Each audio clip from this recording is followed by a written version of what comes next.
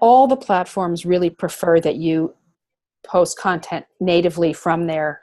I still sometimes use Hootsuite or Buffer just because it's easier, but you can't really do the mentioning of people and some of the stuff that I want to be able to do that way.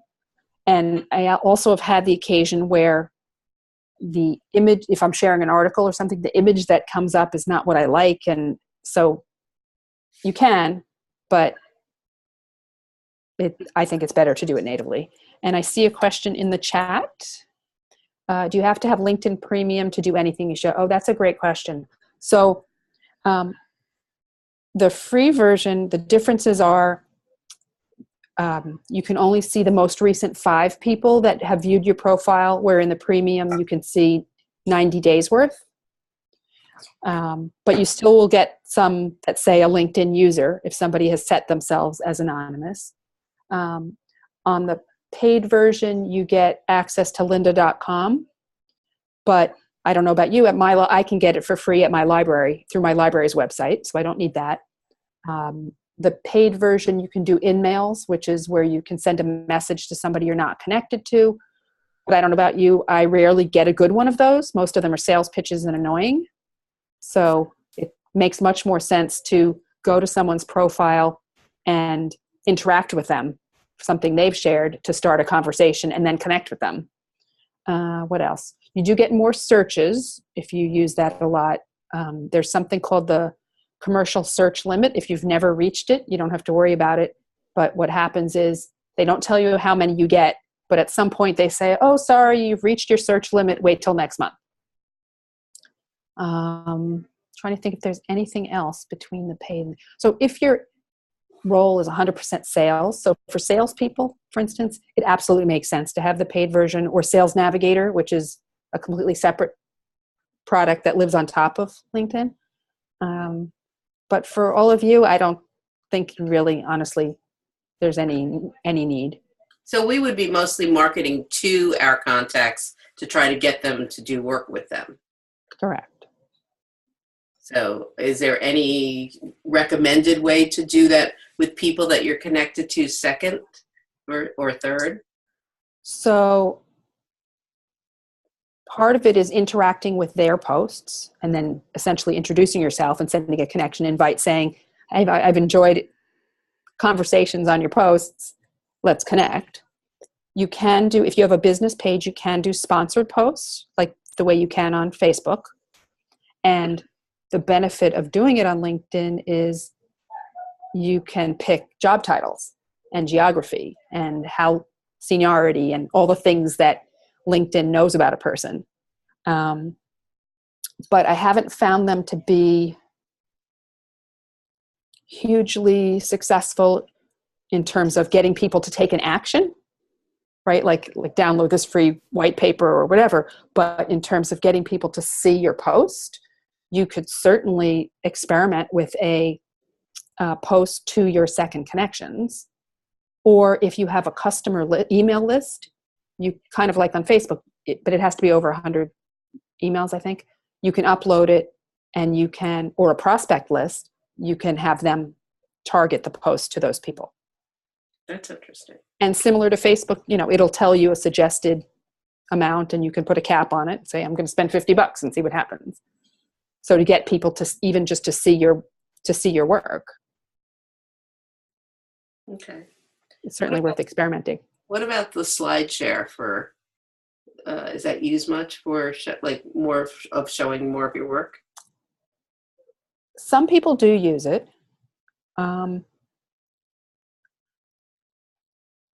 It's just another tool, right? Another way to share things and get people to see it. Right.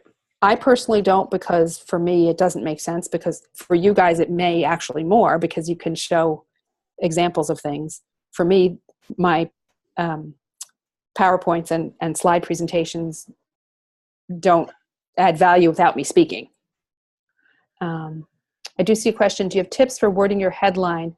I've heard you should say what you do instead of job titles. Actually, that is a great question. My personal opinion is your headline is your 120 character elevator pitch. So say something that gets people's attention. You know, I saw one once, wasn't for a graphic designer, but it said, I've helped seven businesses get to, I'm making up the number because I don't remember it, 300 million, who wants to be number 8. I would click on that. So, you know, is there a way to say what you do? You know, it's, then you all have the better words for it, but, you know, making you look better or whatever, you know, however you would say, if you met someone at a networking meeting and they said, oh, what do you do? You might say, I'm a graphic designer, but you would have something else that you say. So, and a little secret, if you happen to need a couple more characters, do it on the phone. For some reason, the desktop people and the mobile people don't talk to each other, and it lets you have more characters. So on the desktop, you only have 120. On the phone, you can do more. And you can use special characters. I wouldn't go crazy on it, but you can use, you know, bullets and whatever to separate if it's not a sentence, if you have phrases or things like that.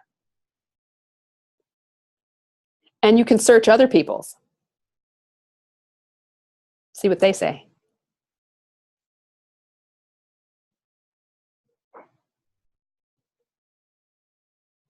I can't hear you.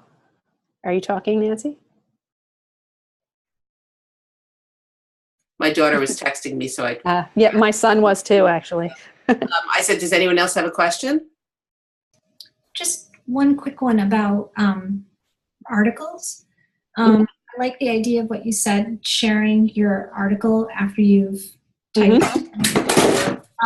But would it be more beneficial to link to the article if it's on your blog instead of sharing the one that you typed in LinkedIn, or will LinkedIn not like that? I think you should experiment. Okay. Try both and see which works better, because LinkedIn doesn't want people to leave the platform. So my guess is that it's better to share the one that's there. Okay. But your goal is to get people to go to your website. So it's kind of... I did an article, I started writing the articles in there, and I found I got more likes than when I just did an excerpt and linked to my blog. So then I just started putting my blog on LinkedIn, whereas I don't do that on Facebook. So, but I didn't know if the sharing thing, they may have different rules for that, but maybe not. They want you to stay on. And they don't really tell you. So all of this is observation and guess. Anyone else? No? You guys like all our crickets here. I have a question. Okay, Jenny. And I might have missed it because my computer froze and I had to restart. But the sharing content and maximizing the profile were great tips. So thank you for that. I guess I'm curious for this call to hear some tips or advice or suggestions on finding the connections you want to make. I tend to ask for that connection to people I know that I've met in person, which is great. That's typical, right? Yep. But once you know what your niche or who you're trying to target, what are there any kind of tricks or tips beyond asking, finding them, validating who they are, and then B, I know from experience that if you can customize that note to them versus just Jenny wants to make a connection, right? I'll put in there some personal message, but so the end part I'm good with. It's just the a different way of finding those people to connect with. So the thing is to do a search using, so say you start with marketing director, then the result page comes up, and then you click on people. The internet connection's a little unstable, so I can't show you, but you click on people and it's going to show you a list. And if you click on second connections, to me those are your magic people, because you have someone that can make that introduction for you. rather than you having to introduce yourself, which is essentially like a cold call. I used to have a typesetter that called me the first of the month, every single month. It was annoying, right? So if you get, if there's someone that can make that introduction for you. And then the other way is, once you have this list of the people who are your prospects, go to their profile. They see that you've been there. Follow them. They get a notification you're following. That's 2 times they've seen your name and your headline. Then interact with their posts if they're active. So comment on something, ask a question. They're likely to write back. You've just started a conversation with a prospect and you're not even connected to them yet.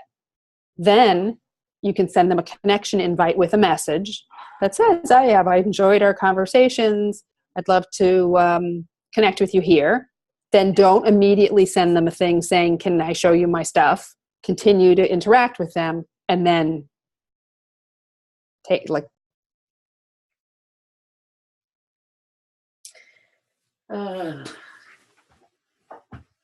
well, I'm sure she'll be back in a second. I'm back. I lost you for a second again. Does that office just have like terrible internet, or? I don't know. I've never tried to do a Zoom here, so it could be just video takes more bandwidth, but okay. But in terms of working, I don't have a problem. Okay. So I did see some other questions in the chat, so let me go check what those were. You have a link to my blog. It's not coming up. Okay, it says, I do add a link to my blog as the first line so people know where they can find the original article. Is that good to do? Is the fact that the link takes you off site make you less to be? Yeah, we kind of talked about that. Right. I would say definitely put a link to your blog on your profile, as one of your websites. You can even put it in your summary as text. But not necessarily in the article. Well, actually, if you're writing an article, yes, have a call to action, have all your, say, follow me on Twitter or follow me on Instagram. You can put all your contact things. Yeah. What about all of these random people, Yamilka put that, people send you anyone? Yes. I don't connect with anyone because I think it's weird and I don't know who they are. What I do is I look at the people first. If I think there's someone I might want to connect with, I will say yes and then send them a message and say, hey, I like to have a conversation with people. Or there's a way to message somebody before you decide whether to connect. So what I'll do is on the page where the connection invites come in, on the top right, it says see all messages or see all something. If you click on that, you can message each person, even if you're not connected to them first. And what I like to do is say, I'm always curious what brought you to my profile and what made you want to connect. How about a short phone call? And that's led to some really great interactions. And if people don't reply, then I don't connect with them. And can you stop, if you've connected with someone and... You can disconnect, yes. You can disconnect. How do you do that? You do it from their profile page. There'll be 3 dots, or it'll say more. I'm just going to go to... I think different people have different views of it. But near where it says in mail or connect or whatever, under their headline, there's a box with 3 dots or the word more. And if you go there, it says unfollow, connection, or disconnect. Yeah. And they don't get a notification. They don't. Mm-hmm. That's good. No. Do they come up again in your search? I'll be they suggest people you may know, right? So let's say I know that I connected with someone and then... they could come up as people you may know, absolutely. Okay. And if somebody went to your profile, they'd see that you're now a second connection, not a first connection. But most people don't put tabs on that, right? I don't think so. I mean, there are people who connect with me and I'm thinking, oh, there's a business that I might be interested in. And then they're just trying to sell me something. So I want to get rid of them, Plus, hopefully you never need to, but I believe you can block people. Yeah, you can. I had to block somebody once. It was someone spamming. It says when you click those 3 dots, it says remove connection, report, block, unfollow, blah, blah, blah. Yep. Would you recommend kind of weeding your LinkedIn garden and getting rid of people, unconnecting with people that you don't even remember why? Or... No. No. So those people I don't, because they increase the number of people that can see your content and your stuff. But what will happen is, I mean, I use it a lot for prospecting and trying to get introductions. So if I see someone that I'm connected to, but I realize I don't know them, but they know people I want to know, that's when I reach out and say, hey, we connected, but we haven't really spoken. How about we have a phone call to see how we can help each other? Okay. So you don't need to weed people out. I mean, I try to always only connect if I had spoken with the person or had substantial Twitter interaction or, some kind of interaction. But what would happen is I'd go to a trade show, I'd meet somebody, we'd have a great conversation, we'd connect. I never spoke to them again, but I'm not going to go through and disconnect. Okay. At that point. No. Any other questions?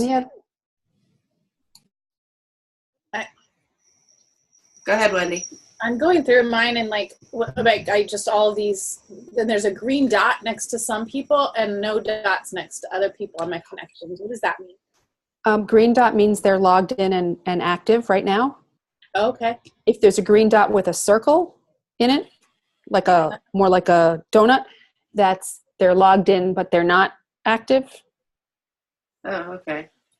Yeah, I don't see. I see that. Yes, I currently only see that under messaging.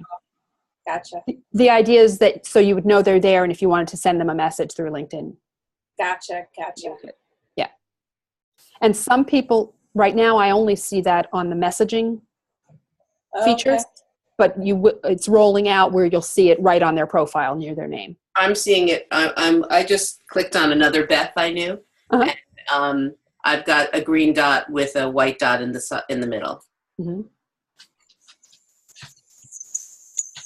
Yeah, all these platforms are trying to get you to stay there longer, right? And interact there, because then you're going to see the advertising that people are paying them for. Okay. You guys have any other questions? Yamilka, go ahead. So I think I have a business page. I do have my personal page. Do you suggest working out of, whenever you're posting stuff, and do you work out of your personal or do you work out of your business one? I work out of my personal because the only people that see the business one are people that are following your business. And very few people follow businesses. They pretty much only follow if they want to sell you something or work for you. Got it. But you want to have one in case you ever want to do the sponsored posts and stuff. I see. Okay. That's good. Good to know. Thank you. You're welcome. Okay, last. I see a tip. Do you have any tips of how to effectively use groups on LinkedIn? So groups is tricky. They used to be an amazing, amazing place for people to promote themselves. But what happened was people complained about the number of emails they were getting, so they turned off all the notifications. And now groups a lot of them are pretty much dead. They said they're revamping the whole experience sometime this year, but I don't know what that's going to mean. I imagine there are still groups that are active, but most of them are kind of crickets. I'm actually in a group called LinkedIn Experts, and only that group is on Google+. So, yeah. That's funny. One other question I have. Sure. When it says, you could sort of remove the who viewed your profile, do you guys have it on, off? Do you want people to see that you're viewing them? Oh, I'll tell you. Yes, right? I'm always wanting to see, but I don't want the people to see that I'm watching them. I don't know. So the strategy is, yep. So here's the thing. You can change it back and forth as often as you like. When, my connection's unstable. Hopefully you can hear me. When you're anonymous, it's not going to show you who looked at you. So I like to only go anonymous if I'm doing competitive analysis. Other than that, I like to be public because that's part of, if you click on someone who's a prospect, they see your name, they see your headline. So your name becomes familiar to them. So I don't think that's a problem. Plus, every day I like to look at who's viewed my profile. And if it's a first connection that I haven't spoken to in a while, then maybe there's a reason. So I reach out and I say, hey, noticed you stopped by. Can I help you with something? If it's a second connection that it looks like maybe I want to know, I will send a connection invite and say, hey, noticed you stopped by. Looks like maybe we should talk, blah, blah, blah, whatever I say. So and you only see that if you're public when you go. So as you said, when you're not when you're saying anonymous because you're looking for stuff, they will not see it during that period. And then Correct. You go ahead and you put it as, so during those 20 minutes or whatever, or that hour, or that day that you put it as anonymous, they can't tell it, but then you can go back and forth without it Correct. And it's not like they get a notification after the fact. It's during that time period. Yeah. But Okay. you also won't see who looked at you during that During time. that time. Got it. Yeah. Why would you want to do anonymous? If I'm doing competitive analysis, if there's someone I want to see what they said, and I just don't want them to know I was there, that's really the only reason. So the guy that stole my tagline underneath my LinkedIn, like he should have been anonymous before he reposted it and put it on his. I was like, what's up, dude? Yeah. So funny. Yeah. Did you contact him? No, I didn't. I was just like, okay. Yeah. I mean, I've been anonymous for a long time. Literally just now I switched myself off of that. Yeah, you want to see who looked at you because it can speed up. I have a paid account, so I do get who looked at me. Oh, but still, But there's some people. reviewing it every day is really good because somebody who was a second connection, but in a networking group with me, looked at my profile. I reached out to him and he said, oh yeah, Susan said you're the person to talk to about LinkedIn training. He might have gotten too busy and never reached out to me, but because I noticed he looked at me, I got that client. Right. Gina asked, where do you change the status to find out who looked at you? Okay. So on the top toolbar, there's your picture in a circle and it says me. Oh, well, meaning where do you make yourself public? So yeah, under me, you go to settings and something. Privacy. Settings and privacy. And then the center tab is privacy. Click on that. And I think it's the 6th or 7th thing down.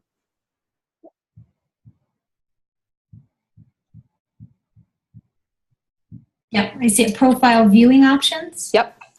Okay. Yeah, I'm on private mode. And don't use that middle one. There's the public, the private, and that weird middle one that kind of says your title. Private There's profile characteristics. Yeah. Yeah. Okay. And you can also, I don't know if this is just with paid, where you can see who you've unfollowed. Can you also see who's unfollowed you? That's a great question, and I don't have an answer to that. Okay.